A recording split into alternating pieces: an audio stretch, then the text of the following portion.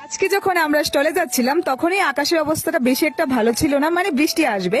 তারপরেও কিন্তু এক গাল হাসি নিয়ে আর মনে অনেকটা আশা নিয়ে স্টলে যাচ্ছিলাম। আর স্টলে গিয়েই দেখতে পারলাম একটু একটু করে বৃষ্টি পড়ছে, তাই কিন্তু এই প্লাস্টিকটা লাগিয়ে নিলাম। আর প্লাস্টিকটা লাগাতে লাগাতেই না বৃষ্টি একদম জোরসোরো ভাবে চলে আসলো।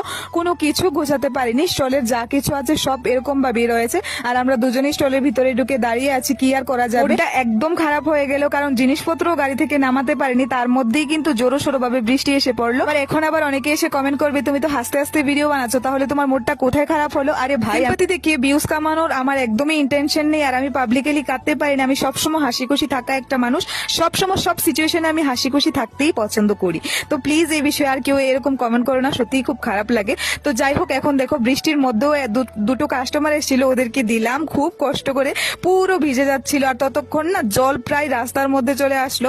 কি আর করা যাবে, এত টেনশন লাগছিল আমার জল যেন স্টলে না উঠে যায়, কারণ প্রায় 1.5-2 ঘন্টা বৃষ্টি হয়েছে।